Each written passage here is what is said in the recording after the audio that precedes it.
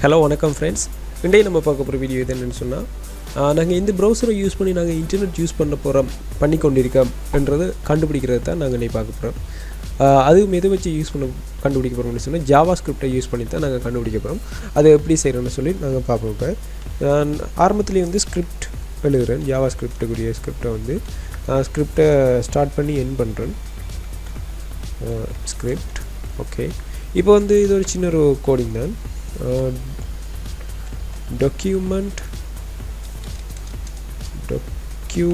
dot write bracket navigator dot user agent bracket மூடிட்டு semicolon. இப்போ வந்து நான் ரன் பண்ண போகிறோம் வந்து ஃபயர்ஃபாக்ஸில். இந்த ஃபயர்ஃபாக்ஸை ரன் பண்ணிங்கன்னு சொன்னால் உங்களுக்கு நீங்கள் எந்த ப்ரௌசர் யூஸ் பண்ணுறீங்க, எத்தனையாவது வெர்ஷன் யூஸ் பண்ணுறீங்கன்ற சகல விஷயங்களையும் வந்து உங்களுக்கு வந்து இந்த கோடிங்கில் எழுதுனதால் உங்களுக்கு வந்து அது வந்து டிடெக்ட் பண்ணி சொல்லும். இந்த வீடியோ உங்களுக்கு பிடிச்சிருந்துச்சு சொன்னால் லைக் பண்ணுங்கள், ஷேர் பண்ணுங்கள், கமெண்ட் பண்ணுங்கள். தேங்க்யூ.